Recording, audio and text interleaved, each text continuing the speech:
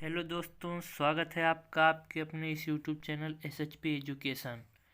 हम आपको ले चल रहे हैं अपने हिंदी पेडागोजी सीटेट के नेक्स्ट पार्ट नंबर सेकेंड। तो हमारा यहाँ क्वेश्चन आ गया है। क्वेश्चन नंबर 1 क्या कहता है? प्राथमिक स्तर पर शिक्षा का माध्यम। ऑप्शन ये है अंग्रेजी होना चाहिए, ऑप्शन बी उर्दू होना चाहिए, ऑप्शन सी बच्चे की मातृभाषा होनी चाहिए, ऑप्शन डी हिंदी होना चाहिए। तो यहाँ पे हम देखते हैं हमारी जो प्राथमिक स्तर पर शिक्षा का माध्यम है वह बच्चे की मातृभाषा होनी चाहिए। इससे ये होता है कि जो बच्चा समाज और परिवार के बीच रहकर वह सीखता है, वह बोलता है, वही हमेशा उसके विचार व्यक्त में ग्रहण करने की क्षमता होती है। अतः शिक्षा का माध्यम बच्चों को उसकी मातृभाषा में देनी चाहिए। यहाँ पे हमारा ऑप्शन सही हो जा रहा है, option number C for Chennai. फिर चलते हैं नेक्स्ट क्वेश्चन, क्वेश्चन नंबर 2 पे। क्वेश्चन नंबर 2 हमारा क्या कहता है? पढ़ना सीखने की प्रक्रिया में भूमिका सर्वाधिक महत्वपूर्ण है। पढ़ना सीखने की प्रक्रिया में किसकी भूमिका सर्वाधिक महत्वपूर्ण है?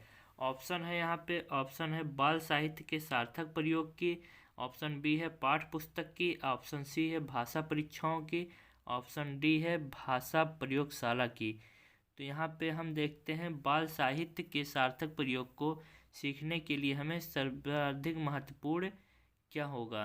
तो यहाँ हमें सार्थक प्रयोग करना चाहिए। अगर हमको पढ़ना सीखना है तो उसमें सबसे अधिक महत्वपूर्ण होता है बाल साहित्य के सार्थक प्रयोग की। ऑप्शन नंबर यहाँ सही हो जाएगा हमारा, ऑप्शन नंबर ए। फिर चलते हैं next question, question number 3। Question number 3 क्या कहता है? प्राथमिक स्तर पर पाठ्य पुस्तकों का निर्माण करते समय आप किस बिंदु पर विशेष ध्यान देंगे? ऑप्शन ये है, ऑप्शन हम लोग का है, ऑप्शन ये है हिंदी भाषा के वैविध्यपूर्ण रूप शामिल हो, ऑप्शन बी है उपदेशात्मक पाठ शामिल हो, ऑप्शन सी है कहानियाँ अधिक से अधिक शामिल हो, ऑप्शन डी है प्रसिद्ध लेखकों की रचनाएं शामिल हो। तो हम लोग अगर हम पाठ्य पुस्तक का निर्माण करेंगे तो कहानियाँ उसमें अधिक से अधिक डालेंगे तो बच्चे सुन नहीं पाएंगे, वो उसमें उनका विचार नहीं आ पाएगा। फिर अगर लेखकों की रचनाएं डालेंगे उससे बच्चे की मनोभावनाएं विकसित नहीं होंगी। अतः हमें हिंदी भाषा के अधिक से अधिक अच्छे से अच्छे रूप शामिल करने चाहिए। तो यहाँ पे हमारा ऑप्शन सही हो जा रहा है, option number A. Option number ये सही हो जा रहा है। अब चलते हैं next question, question number 4। Question number 4 देखते हैं क्या कहता है। क्वेश्चन नंबर 4 है हमारा, पाठ के अंत में अभ्यास और गतिविधियां देने का उद्देश्य है। ऑप्शन है बच्चों को व्यस्त रखने हेतु गतिविधियां बनाना, ऑप्शन बी है बच्चों को याद करने हेतु सामग्री उपलब्ध करने में सहायता करना, ऑप्शन सी है गृह कार्य की सामग्री जुटाना, ऑप्शन डी है बच्चों को अभिव्यक्ति के अवसर देना। तो जहाँ हम लोग को सीटेट में दिख जाए अवसर देना बच्चों के लिए, वो हमेशा आप तुरंत टिक मार दिया कीजिए क्वेश्चन पे। यही हमारा मोस्ट इम्पॉर्टेंट ऑप्शन सही हो जाता है। तो यहाँ पे हमारा ऑप्शन सही हो जाएगा, ऑप्शन नंबर डी। फिर चलते हैं क्वेश्चन नंबर 5 पे। क्वेश्चन नंबर 5 हमारा क्या कहता है? भाषा अर्जित करने में वाइगोत्स्की सर ने किस पर सबसे अधिक बल दिया? समाज में होने वाले भाषा प्रयोगों पर, परिवार में बोली जाने वाली भाषा पर, कक्षा में बोली जाने वाली भाषा पर, अथवा भाषा की पाठ्य पुस्तक पर।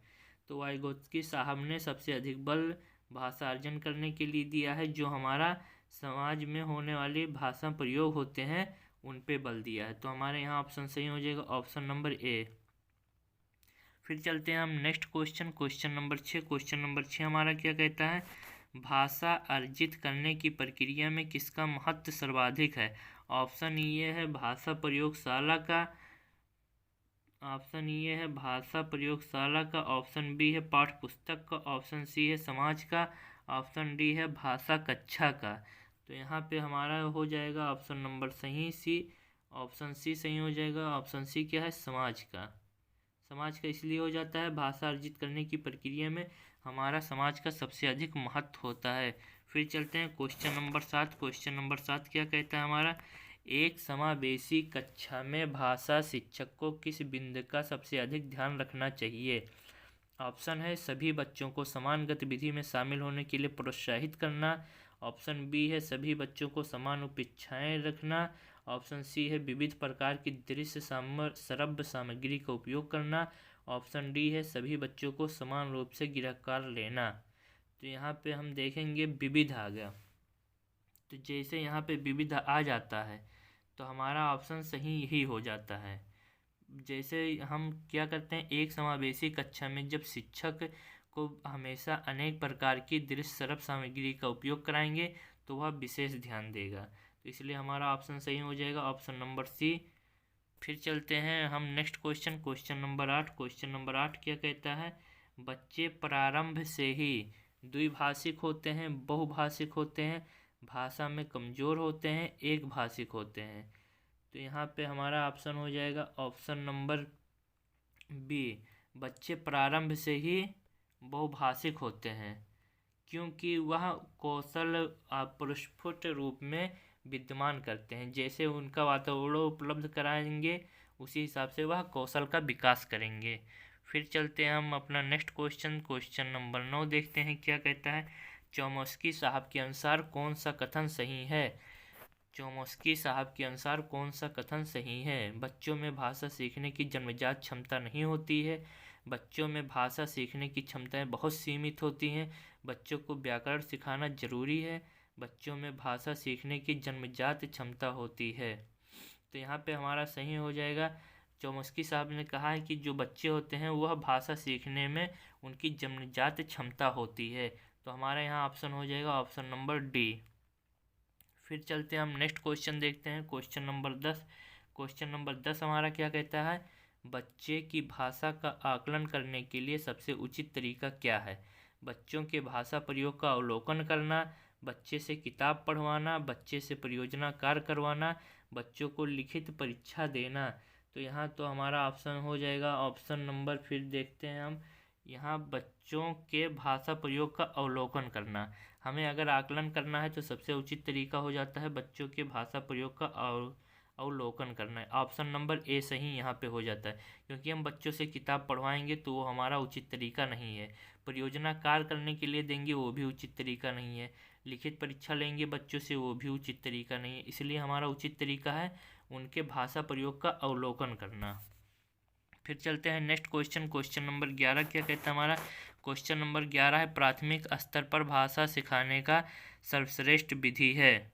बच्चों को कहानी सुनाना, बच्चों को पाठ्य पुस्तक पर आधारित वीडियो कार्यक्रम दिखाना, बच्चों को भाषा का प्रयोग करने के विविध अवसर देना, बच्चों के साथ कविता गाना। तो जैसा कि हम आप लोग को बताया है दोस्तों कि जैसे हमें ऑप्शन में सी दिखे, जैसे हमें ऑप्शन में अवसर देखना कहीं दिखे कि हम बच्चों को अवसर दे रहे हैं, विविध रूप से दे रहे हैं, तुरंत हमें कुछ और करना ही नहीं है। सीटेट में हमें ये ऑप्शन तुरंत टिक कर देना है बिना सोचे समझे, जहां अवसर की बात आ जाए हम तुरंत टिक कर देंगे। तो यहाँ पे हमारा हो जाएगा option number C, C for Chennai. फिर चलते हैं next question, question number 12। Question number 12 क्या कहता है हमारा, प्राथमिक स्तर पर भाषा शिक्षण का उद्देश्य यह है कि बच्चे भाषा परीक्षा में सदैव अंक लाएं। ऑप्शन बी है बच्चे विभिन्न स्थितियों में भाषा का प्रभावी प्रयोग कर सकें। ऑप्शन सी है बच्चे भाषा के व्याकरण को जान सकें। ऑप्शन डी है बच्चे मानक भाषा का प्रयोग करना जल्दी सीख जाएं। तो यहाँ पे हमारा ऑप्शन सही हो जाएगा ऑप्शन बच्चे क्या होता है, प्राथमिक स्तर पर भाषा शिक्षण का महत्वपूर्ण उद्देश्य यह है कि बच्चे विभिन्न स्थितियों में भाषा का प्रभावी प्रयोग कर सके। ऑप्शन सही हो जाएगा option number B, B for ball. फिर चलते हैं नेक्स्ट क्वेश्चन, क्वेश्चन नंबर 13 देखते हैं। क्वेश्चन नंबर 13 क्या कहता है, भाषा सीखने सिखाने के संबंध में निम्नलिखित में से कौन सा कथन सही है।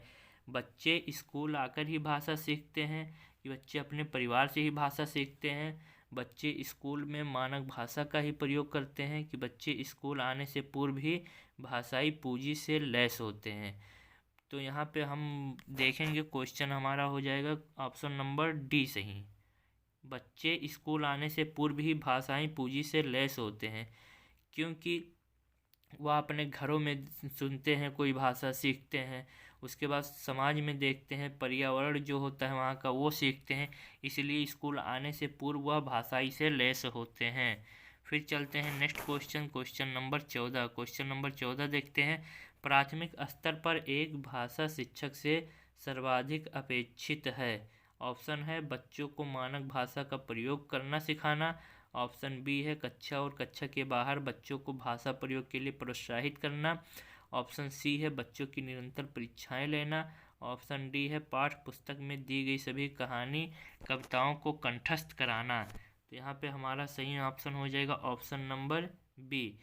बच्चों को क्या कहते हैं, प्राथमिक स्तर पर एक भाषा शिक्षक से सर्वाधिक अपेक्षा यही की जाती है कि वह कक्षा और कक्षा के बाहर बच्चों को भाषा प्रयोग के लिए प्रोत्साहित करे। अच्छा, तथा यहाँ हमारा ऑप्शन हो जाएगा ऑप्शन नंबर बी सही। फिर चलते हैं नेक्स्ट क्वेश्चन। क्वेश्चन नंबर 15 देखते हैं। यह हमारे सेशन का लास्ट क्वेश्चन है। क्वेश्चन नंबर 15 क्या कहता है, भाषा में आकलन की प्रक्रिया सीखने सिखाने के दौरान भी चलती है। ऑप्शन बी है केवल बच्चों का निष्पादन जानने के लिए होती है। ऑप्शन सी है केवल शिक्षकों का निष्पादन जानने के लिए होती है। ऑप्शन डी है पाठ के अंत में दिए अभ्यासों के माध्यम से होता है। तो यहाँ हम देखेंगे भाषागत आकलन की प्रक्रिया सीखने सिखाने के दौरान भी चलती रहती है। यह केवल शिक्षक का निष्पादन जानने के लिए होती है। अतः हमारा यहाँ ऑप्शन सही हो जाएगा ऑप्शन नंबर सी। तो दोस्तों हम अब आएंगे नेक्स्ट वीडियो में। वीडियो पार्ट 3 आएगा हमारा अगले सेशन में। Thanks for watching this video.